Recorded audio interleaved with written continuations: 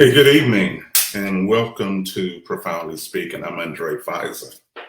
I'm pretty sure you've seen hundreds and thousands of my posts on Facebook Live, Facebook, and you've seen plenty of the Facebook Lives.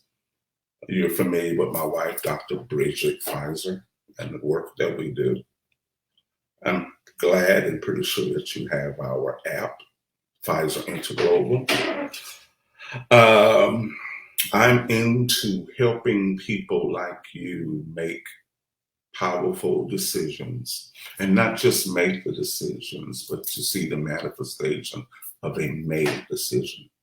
Because a decision unmade will produce nothing. The need of decision without actually making the decision will produce nothing. Coming to an awareness that a decision needs to be made will render nothing. And sometimes a lot of us want mental credit for becoming aware of a decision that needs to be made. But you must make it and commit to the consequences of the decision. Our job or our life purpose is walking in our own truth and belief, but assisting others who may want to find theirs and walk it out. The best thing that I could do is be committed to mine. Whether it annoys you or anyone else, I can't be affected by that, because I remember living a life that annoyed me. And I couldn't blame the annoyance on other people and what they didn't let me do. Because so many times we want life to be easy, and we want people to give us the benefit of the doubt, and we want them to let us do things. We want them to let us,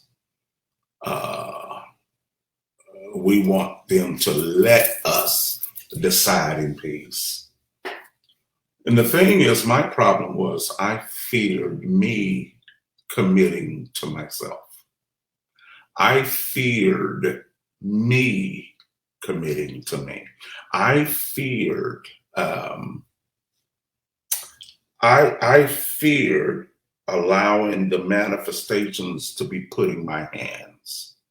I feared the desires of my heart being attributed to my commitments. I feared my commitment, and I wanted commitment in a can. I wanted to buy my results in a package. If I could buy them and drink them, if I can drink the result, if I can drink the result, if I could buy it in a package, if I could wear it, if I could eat it, if I could put it on and look the part, that would be so much easier. But that's something that'll make you rich if I can sell a result in a package. And so many times when people wanted to lose weight, instead of doing the work, if I can get the doctor to cut off the fat, I could put on my tight jeans and my shirt and show off the way I've always seen myself showing off. But the work, I still haven't trained myself how to eat. I still haven't trained myself how to rest. But if I could get a doctor to cut it off, if I can buy a pill and swallow the pill, and something about the process and the results, if I can bypass the work and buy the end result, I would do it. Because I don't trust myself handling the commitment. I don't trust myself being responsible. I don't. Boy, I wish we could. If I could sew it on, if I can, being natural, if I can sew it on, then I feel better, So sometimes it's not what a teacher can tell you to make you grow. Because I believe all of us have grown. But let's look at what grown is. Are we prospering, or did we grow more convenient or more comfortable in lack? Have we grown more comfortably in unbelief? Growth is inevitable. Prosperity isn't. Prospering, write that down. Growth is inevitable, but prospering isn't.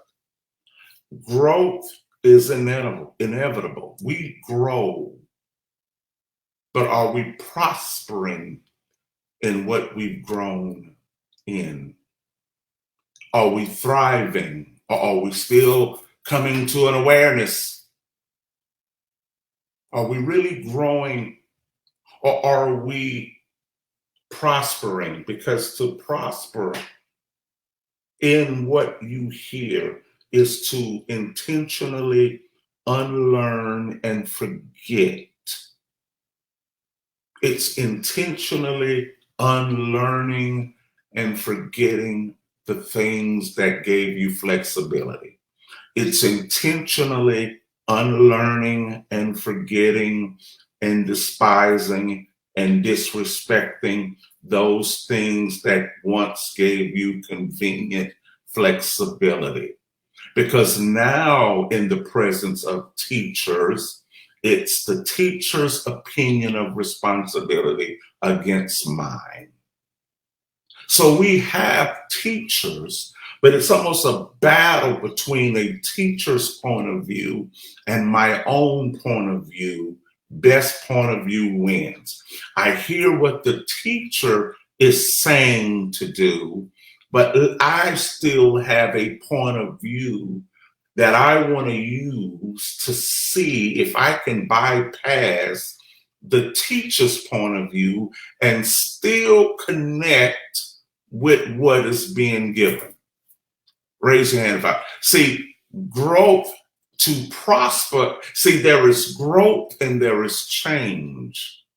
Some of us who have grown may not have changed because we're still growing in our point of view.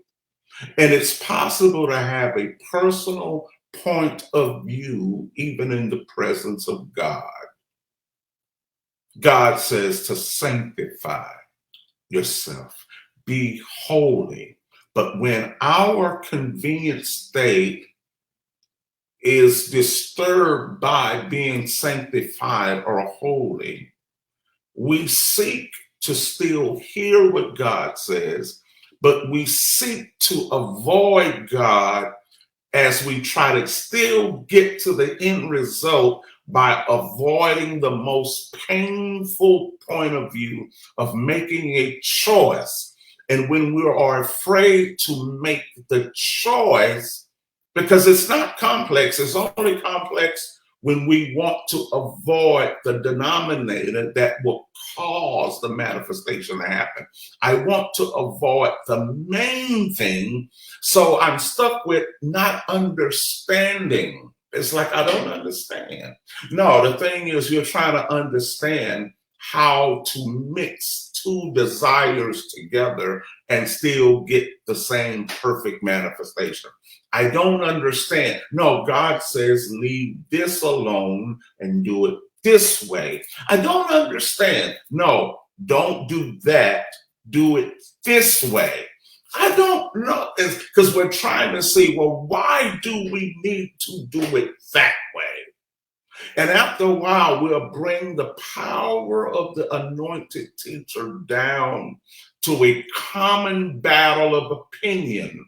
And now God isn't God. God is someone we're fighting with. So are we prospering or growing? Because I believe all of us are growing, but growing as what? See, a lot of us are still walking in a dimension of fear, which is fear is faith in the enemy. Write that down. Fear is having faith in lies. Fear is finding credibility in someone's unbelief towards you. Fear is finding faith in someone's unbelief in you. Shanice, fear is having faith. Fear is faith, and fear is faith in someone's unbelief and someone's limited opinion about what you did. Fear is faith in how someone didn't think you did something right. Fear is a level of faith in someone's opinion of you who don't know you. Fear is faith in what they said. Unbelief is fear in what God said. Unbelief is fear in what God said. Unbelief is having fear with what God said. Unbelief is having fear with what God said. Do you hear what I'm saying? Unbelief is when I'm scared of what God said. Write that down. Unbelief is fear with what God said, and fear is faith in what the enemy said. And I don't like to say enemy, but maybe I need to say it for some of you. Fear is faith in the enemy. Unbelief is fear in God. God said it, I fear it. God said it, I don't believe it. Unbelief is when you have fear in power. Fear is when you have faith in someone's negative opinion, because that's the one you feel. See, you know that you have the spirit of fear when someone's opinion robs you of stability. When someone's opinion, who don't know their purpose, robs you of stability. It robs you of power. It robs you. I did a podcast today. I don't know if you heard it. It's called "Am I Prospering Within Me?" And in the podcast, I said it's something when someone knocks you off your stability, but you don't even remember strong people in your life to call to rejuvenate yourself. You just stay thrown. So when you're thrown, are there people you know that can pick you up? Or do you stay and try to wallow in the blindness? Because your real teachers are not people who are giving you information. Your real teachers are the ones that's responsible for throwing you so much. Because if they were not your teachers, you would not be thrown so much. See, when fear is your teacher, it'll rob you of energy. Raise your hands if you know what I'm saying. Because whatever your mentors are, you mimic them in emotion. Listen, a mentor is not just someone you know. A mentor is one you mimic in emotion. Write that down. That's whoever you mimic in emotion. In order to mimic them in emotion, you must mimic them in belief. In order to mimic them in belief, you have to mimic them in the heart. In order to mimic them in the heart, you have to mimic them in the faith, which means you've unlearned everything for the cause of what they've done. You've unlearned everything for the greater cause. You've unlearned everything. So when someone says something that completely throws you off who you are, you just spoke to your mentor. Because you would do everything innately for your mentor. But if that person had nothing, no vested interest in you at all, whatever they say wouldn't mean anything. Whatever they say wouldn't mean anything. It wouldn't mean anything. And you don't have to kiss up to a mentor. But whatever it is that is mentoring your heart, you've intentionally unlearned everything and forgotten everything that opposes that power. That's why Jesus tells us to transform our mind, unlearn what he isn't about, unlearn, forget everything not like him, unlearn everything. Write that down. Have I unlearned everything not like God? Have I forgotten everything unlike God? Unlearn that. And sometimes we haven't unlearned while we're still walking with God. So we're still, most of us haven't unlearned things. That's why whatever it is we have yet to unlearn will give us a perception. Well, I thought it was this. What I thought you want, what I thought. Because whatever you didn't unlearn will give you a false perception. It'll tell you how it wants you to handle something. Because I didn't unlearn my ways. See, when you unlearn everything unlike God, and when you forget everything unlike God, all you have left is God. So I can't walk with God and still have yet to unlearn things. Because what I haven't unlearned will try to interpret God to me. And instead of God talking clearly, what you've unlearned will try to interpret instead of what you say. You follow what I'm saying? Yeah. Fear is having faith in the enemy. Fear is finding credibility in what somebody said about you. Fear is faith. Fear is faith in the enemy. Fear is finding credibility in somebody else's limited perception of you, in their limited words towards you, and you believed it. How do you know you believed it? Look what it did to your body. How do you know you believed in what they said? Look what it did to you. Look how it threw you off. Look how it stumped you. Look how it threw you. Look how it robbed you. Because if they didn't have a vested interest in you and you gave them that, they didn't violate you. You gave them that interest. You open yourself up. You believe in their support. You did that. You see? You did that. And when they said whatever they had to say, look at what it did to you. I wrote a text like that. I said, if we believed in our teachers to the degree that we believed in the words of people who don't know God, but we would have an incredible life.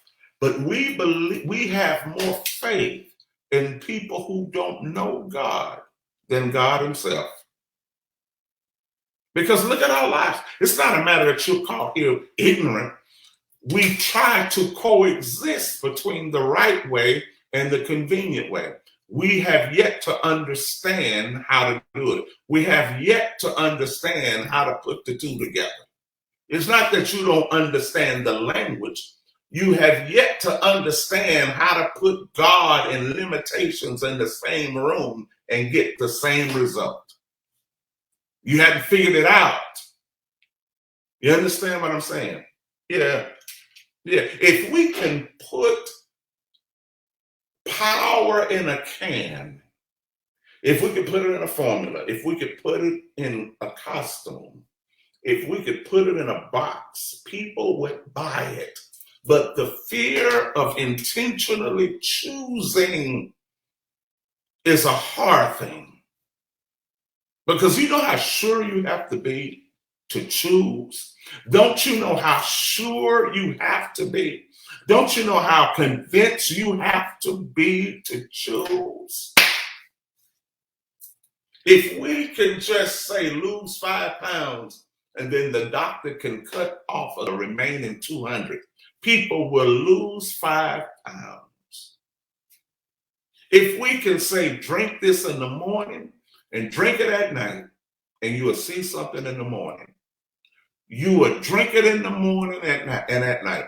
If I can leave the results in somebody else's hands, oh my God, Lord, if we can sell the kingdom, how rich would we be? If we can sell divine life and identity and the principle, because once we move with God, once we choose, we have to keep on doing it. Once we choose it, we got to keep going. And some of us are afraid to keep going. I want to choose it until someone says something. I'm going to choose it and I'm going to stay hiding because I don't want anyone to question it. Because if they question it, it's going to bother me. You can't live this life behind the scenes. You can't live bold behind the scenes. You can't be a Christ quiet. You can't do this and hide because I don't want someone to say something, because I'm one question away of dropping it. I'm one opinion away of lying. I'm one opinion from somebody away from letting it all go. So if I'm trying to change my life, let me stay hidden. If somebody see me trying to change my life and they say something, I'm afraid I'm going to drop it. I'm afraid oh God, I don't want you to see me. How many, raise your hands if you know what I'm talking about. Yeah. If I'm going to do this, I want to do this and I don't want nobody to know it. You can't hide when you're prospering. You can't put a mask on and hide. I ain't doing nothing. It's like I'm afraid that I'm one question away of messing all my emotion up.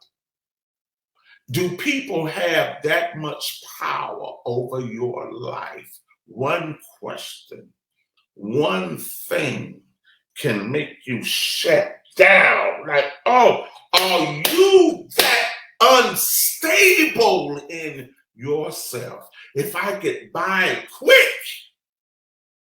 Oh, I wish we could sell change in a box. I wish we could sell manifestation in a can. I wish we could put it in a box. I wish we could sew it on. And you could just show up on the weekend and we could sew it in. I wish we could fix it in a wig and give it to you.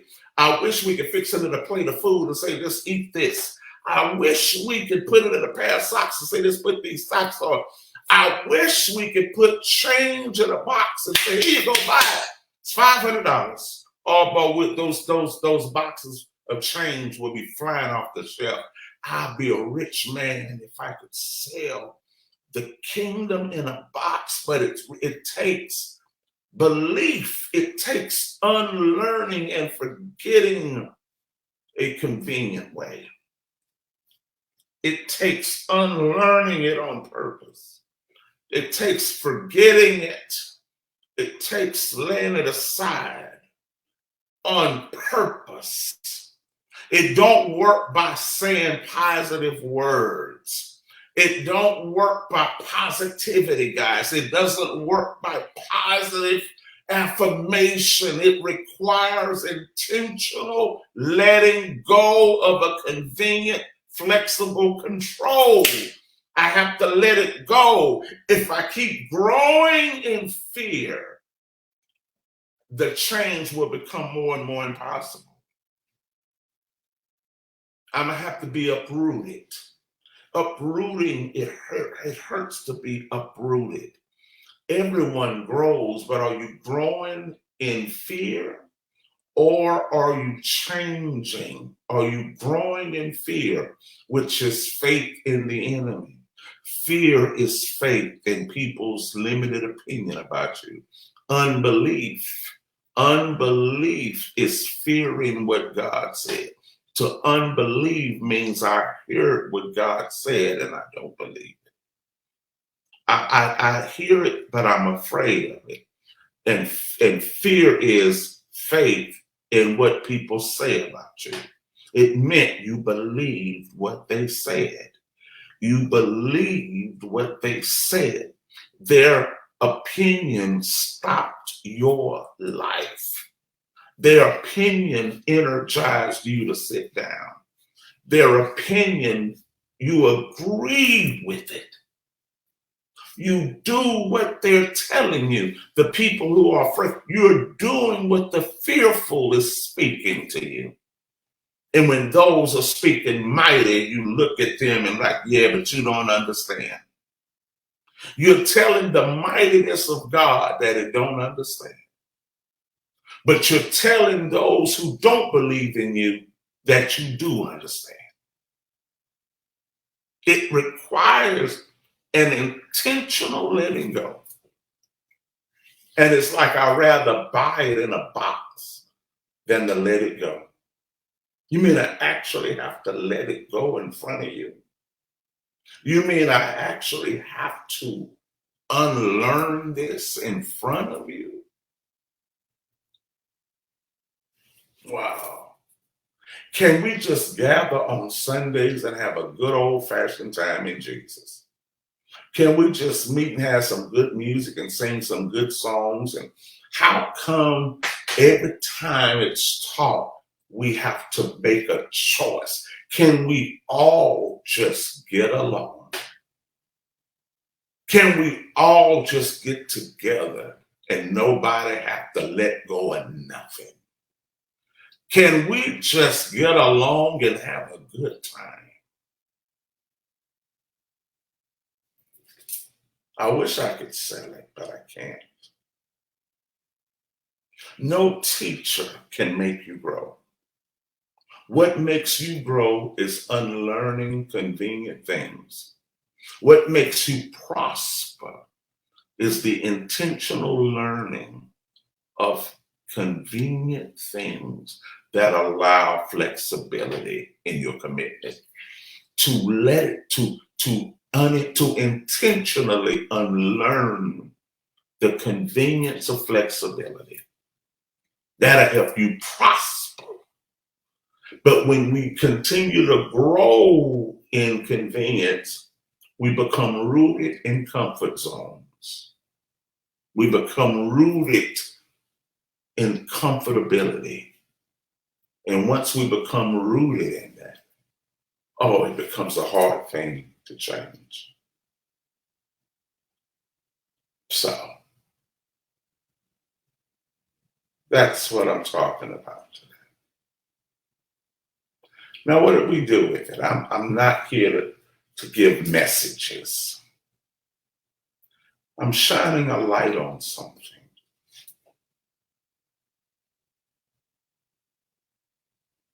And you do with it what you feel to do with it. Hey, we're at that point now of this ministry for you to sow your offerings and investments. If you're a part of this work, if you're a literal part of this work in Texas, this isn't new to you to give your offerings or investments or tithes. And I know we tease a lot about where that investment,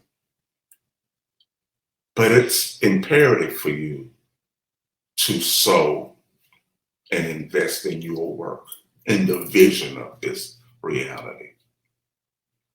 And if you're not a part of this ministry, consider being a partner every month and help with the vision of this powerful work. Help us in the vision of developing global schools of wisdom, taking technology and satellite groups around the country, and helping people to move into the betterment of thinking and living. That's a great vision, to sow into the development of resources and television shows. We have a TV show on Roku TV and also Amazon Fire Stick on the Always Press Records channel, the APR TV channel. But consider becoming a partner for greater media exposure. We're not going under, so I don't want you sowing to keep us from going under. I want you to invest and become a sponsor and a partner to help us go farther and see yourself connecting in this and helping us go farther in what we're doing. But change is a different kind of rascal. If we were selling cars and bicycles and formulas and gimmicks, oh Lord, if we could sell change out of a box. But I want you to consider being a unique type of partner with Fizer Interglobal or Kairos Interglobal.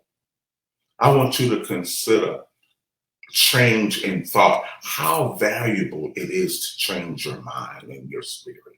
Right now, life has gotten so crazy, personal change seems weak.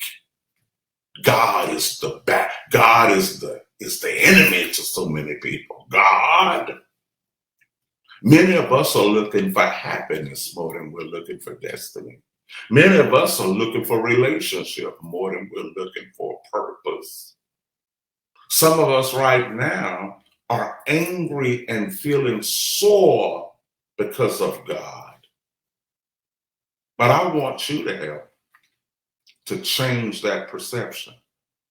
I want you to become a living manifestation where people can see the fullness of God by looking at the fullness of yourself. So consider being a part if you're not a member of Kairos Global. Consider being one of the many partners we have that sow every month, some every 2 weeks. Consider that. Consider doing that. Oh yeah, no, we're not going under. We're raising up.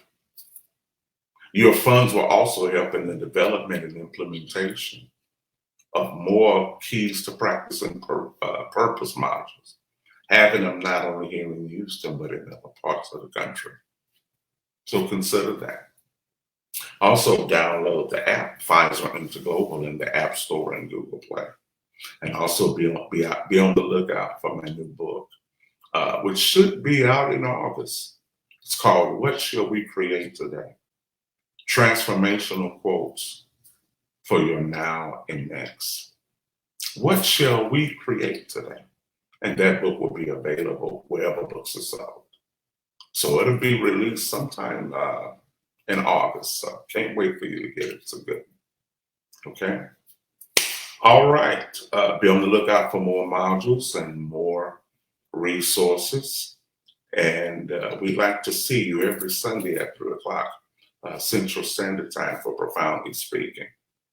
And also check out different lives that we'll be producing on Facebook and different social media streams. Wherever there is a will, there is a way. Okay? I'm Undrai Fizer. Share this if you don't mind. Peace.